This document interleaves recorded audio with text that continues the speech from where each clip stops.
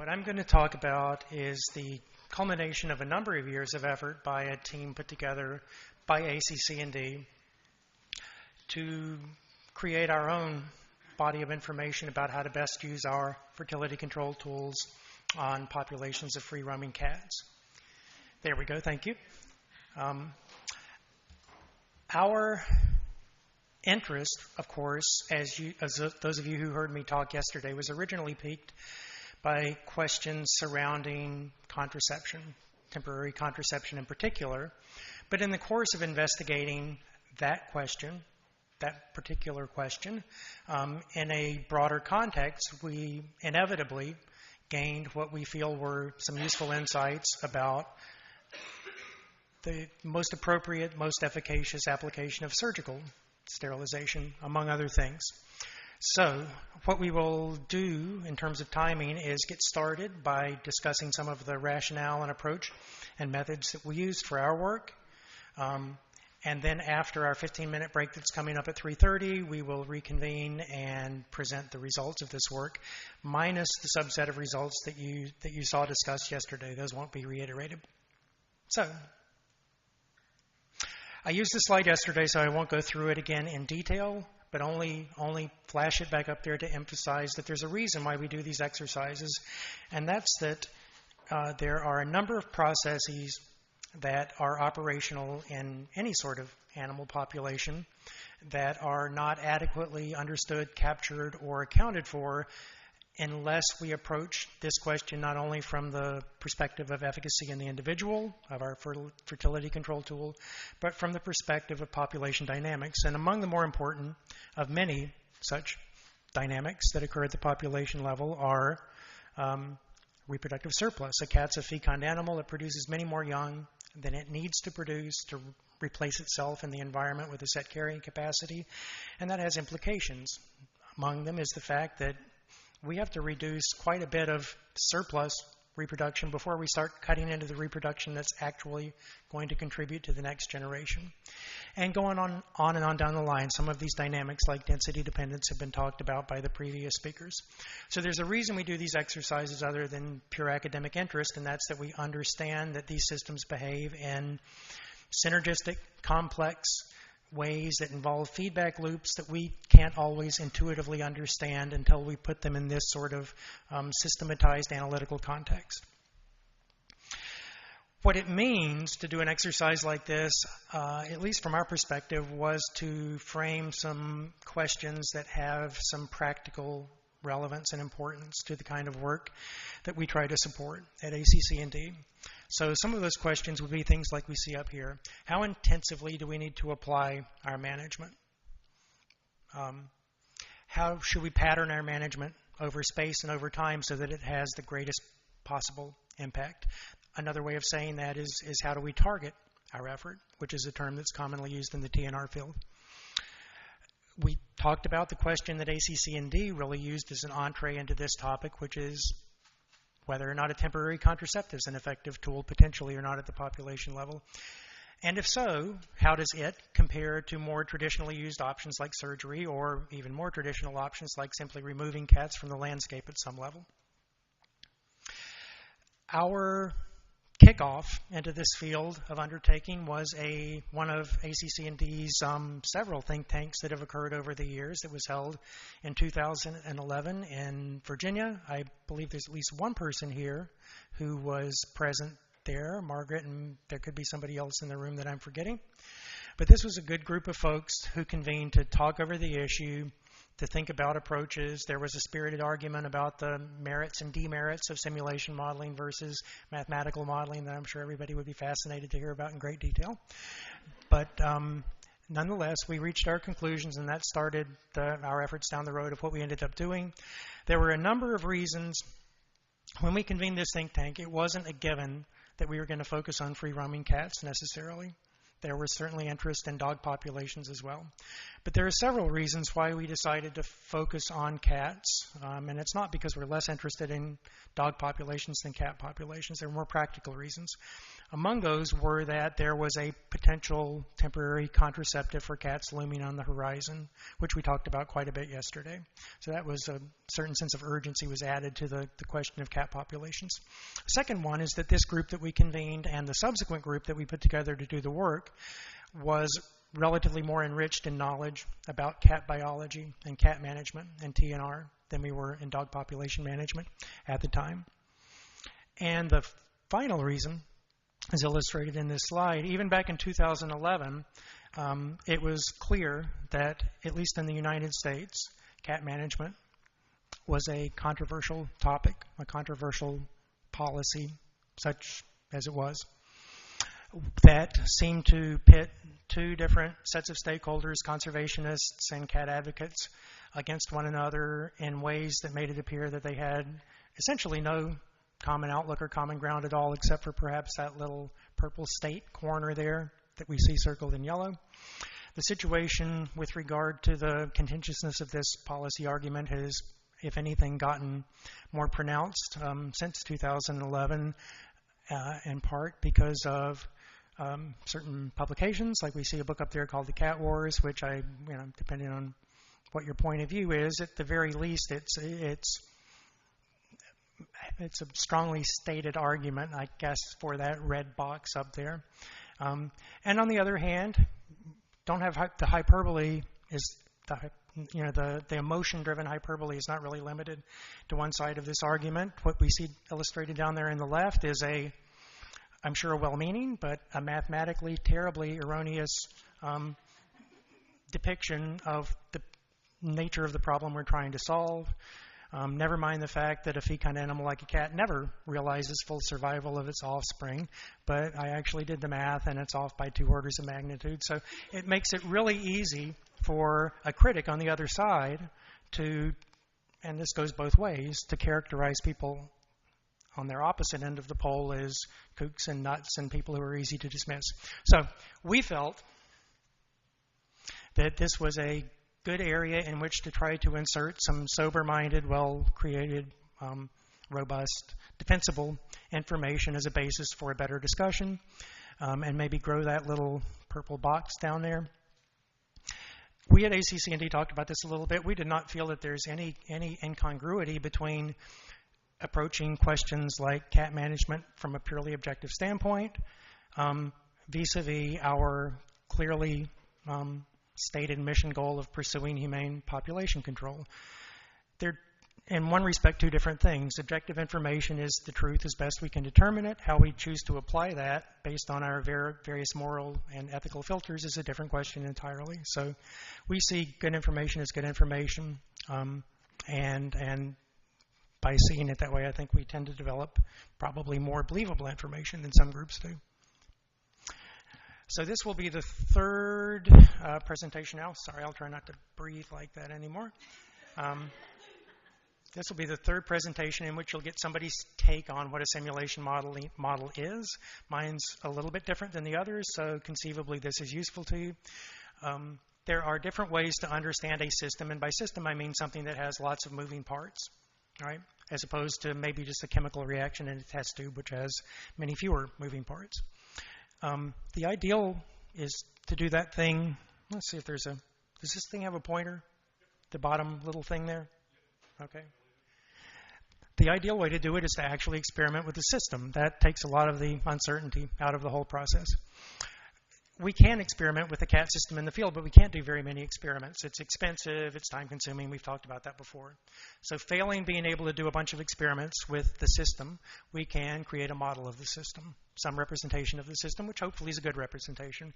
That can be a physical model in some cases. When they make a new airplane wing and put it in a wind tunnel, that's a physical representation of a complex system. We can't really do that in most cases with the cat population, although in certain circumstances we sort of did that with the barn in Illinois where we did the Gonacon trial that some of you may have heard about the other today or previously. If we're not pursuing a physical model, we're doing some sort of mathematical model. It can be anything from what we call an analytical solution, which at its simplest is something like EMC squared, deterministic, right? to what we call a simulation. And a simulation is typically a representation of reality that's running in a computer, and furthermore, it's a representation of reality that recognizes we don't know everything, and therefore every number we specify is allowed to be fuzzy every time we run the model and err a little bit to one side or the other. And you actually know a lot about simulation models without necessarily knowing that you know it. Engineers will often use them to initially figure out whether their bridge is likely, how it's likely to vibrate in the wind. If you have investments, it's quite likely that your investment managers are using simulation models to project how well your investments will do over time under a different set of circumstances. All weather forecasts that are worth their salt and climate change projections are simulation models of one sort or another. So this is what we're doing. It's worth stressing again that this approach to understanding a complex system has advantages and disadvantages, or rather strengths and weaknesses. Simulations are only as good as the information that goes into them. There's been allusion to that before, and we all freely admit that some parts of the system we can parameterize with numbers better than others. As we just talked about, they're probabilistic. That's illustrated in this. Sorry. What's the back? Oh, here we go. No? Is there a backwards procedure?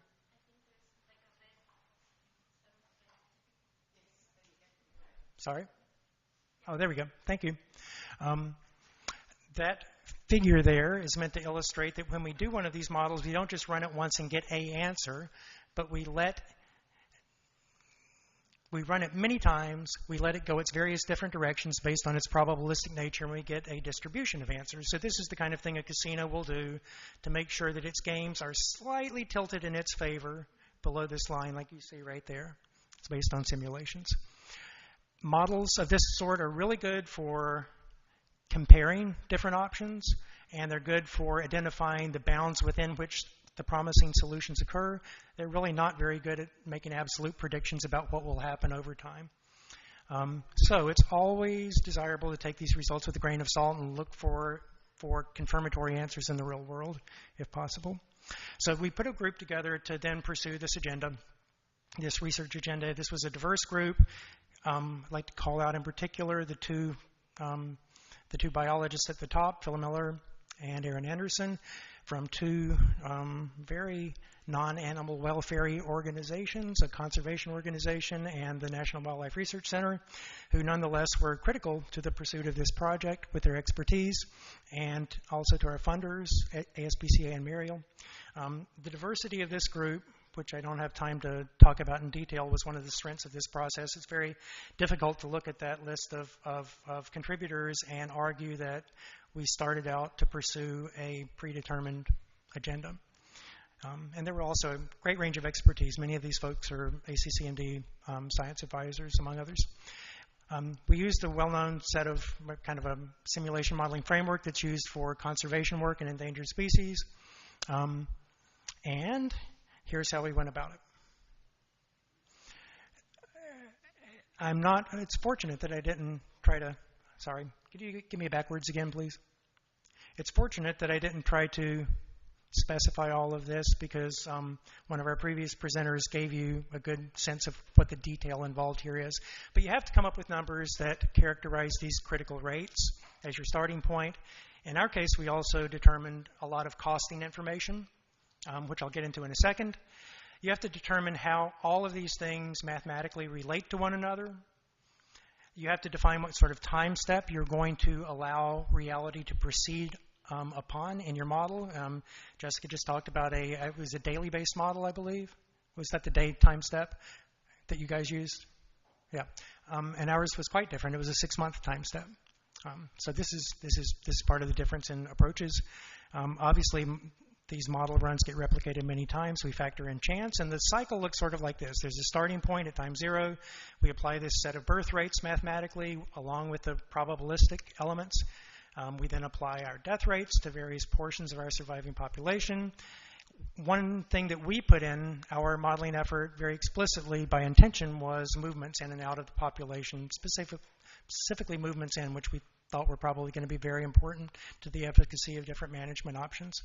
Then we do our management, whether it's TNR or removal or contraception, and calculate how many animals are alive and in what state at the end of that cycle, and then let 6 months go by, and we use that population as a starting point for the next part of the cycle. And again, all of these critical rates are subjected to rolls of the dice that determine whether they're above or below normal.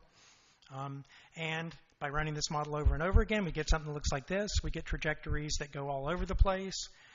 This is just the result of one way that the dice rolled at these sequential time steps. This line's just the result of different ways the dice rolled. And we average those together to get our answer, if you will. So a little bit more detail in terms of our methodology. That will bring us up to close to our break, and then we'll take that break before we get into results. We had to decide what management we were going to apply to this system. There's many different ways you can manage a system, right? And we're not going to test all of them, but we're going to try to test a lot of them. One is simply going out and catching a cat, removing it from the population. In other words, it doesn't come back. Within our model, in some cases, it didn't matter whether that cat was euthanized or adopted. In other cases, it did. For the sake of the population at the source, the only thing that was relevant really was that it was removed from the population. That's what animal control operations have done for years and still do around a lot of the world. There's TNR, sterilize and return. There's the contraception we talked about yesterday. There are various combinations of sterilization and adoption, and there are various combinations of contraceptives and sterilization. And for each of those basic variants, for many of them, we would vary the intensity with which it was applied, meaning how many of the animals do we get in one time push. For contraception, we could vary the efficacy. We talked about that yesterday, so I won't deal with that anymore. For contraception also, we could vary the frequency that we retreat animals that need to be recontracepted. For these two, we varied the rate of dispersal of new cats into the population, which is a very important driver of outcomes. We also looked at, to a limited extent, at varying whether we treated males and females in equal proportion or in selective proportion. And then finally, in terms of costing, in terms of the economics, for many of these scenarios, we looked at whether or not, what the ultimate costing would be if we had to pay for people to go out and get a hold of these cats and bring them back to the clinic versus having volunteers to do that very same thing. We did not test that variant with regard to removal, assuming that there's not many volunteers available to go catch cats and bring them to the shelter to be put down, and that somebody's being paid for that. Those were the variants that we tested, the management scenarios. Two other things we had to figure out in order to start generating results. One is how to characterize the amount of effort that goes into actually getting a hold of these cats, right? And the second one that I'll talk about in a minute was what it costs to do all of these different things. Now, this was our toughest nut to crack, frankly. It's surprising how few groups, basically none, systematically track their trapping effort. I'm sure individuals have done that. But we tried initially to say, hey, where's your data set on how many traps you put out, how many cats you get back, so that we could put that sort of into a modeling framework. It turned out that there were a lot of people out there who I'll acknowledge in a minute who could answer questions if you asked them in a certain way about how much trapping effort it typically took to catch X number of cats. But there wasn't a data set collected anywhere to do that. So we had to end up approaching it a different way. And what we were trying to capture is the reality that, let's say that you are planning to do 10 surgeries. If there are 100 cats out there in a completely new place that has never been TNR'd, it's going to be easy to catch 10 cats and bring them back to the shelter, right? The first 10 traps you set out for one night, you're going to get 10 cats that need to be spayed or neutered. It's a very different situation if you can do 10 surgeries. There's still 50 cats out there. There are exactly 10 who still need to be spayed and neutered. And those are the cats that have been hard to catch for the last 2 years, and you have to do something different. It's going to take you a lot more effort to catch the 10 cats you want in that situation than it is in the former situation. So we tried to capture that with a three-dimensional matrix that we started to fill in by polling people who do this sort of work in the field. And the three variables were how many cats there are in the colony in total, how many of those cats, or what proportion of them, are target cats, meaning how many of them need to be treated. Now, in the case of a removal treatment, every single cat who's still out there is one that we can treat by removing, correct? So the other variable we have here is how many of those cats that are targets we're trying to get in a given push. So we've got a number of trap nights filled in here that's basically based on averaged survey information. It's pretty simple for the removal scenario, but it gets considerably more complex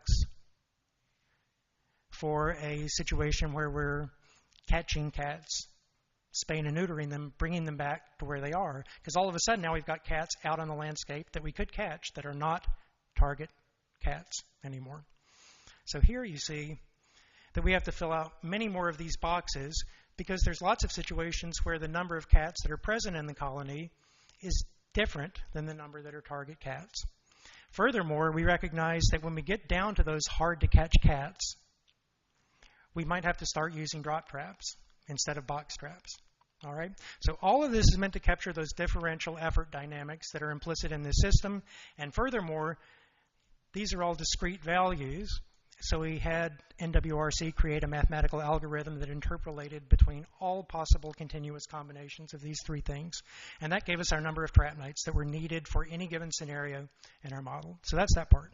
The costing part is, don't look at this. This is just meant to convince you that there was a process in place that produced a fairly detailed itemized list of costs as best we could determine them for each step of each process that had both, I went past that before I meant to, but it had a high, low, medium value, and we had costs associated with treatment, surgery,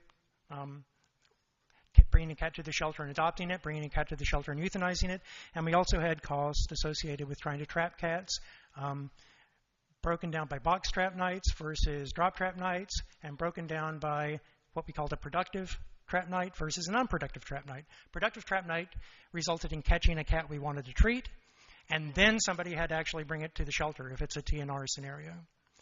If it's a cat we don't want to catch and don't want to treat, it just gets let go. It takes a little bit less work. So that's the level of detail that we have in this costing sort of scenario. So those are the people who very kindly, some of them in this room, very kindly and patiently answered our questionnaires and gave us their best information and helped us to get especially the trapping and costing information in place that was as accurate as it possibly could be. And just a few additional details about how we proceeded before we take our break. We, in our effort, characterized intensity of effort in a particular way, and you'll see these numbers when we get to the next part of the talk where it's the results. We characterized it in terms of the number of target cats we tried to treat every time step. So if we said sterilize 75, that meant that every time we go out there at 6 months intervals, however many cats are out there that need to still be spayed and neutered, we are trying to get a hold of 75% of them, right? In contrast, if we said sterilize 10, it meant every time we go out there, we're only aiming to get 10% of the cats that need to be sterilized. So that's how we characterized intensity. The number of cats that are out there that need to be treated is both the ones we missed the first time, any of them that were born on site since the last time, and any of them that moved into the site since the last time. So it's a combination of all of those. As far as immigration, we defaulted to the rate that you see here per time step, but we did vary that to be higher or lower in different scenarios. As you'll see in the results section, we focused very much on comparing management scenarios rather than the exact dollar amount associated with different scenarios. And we ran our simulations for 10 years. I think the previous one ran for 20. We decided on 10, and we started with 50 cats in all scenarios. So with that, take your break, 15 minutes. Please be back here if you can right on the dot at 3:45 so we can plow through the rest of this. Then you've got another break to look forward to before we reconvene across the hall. Thank you.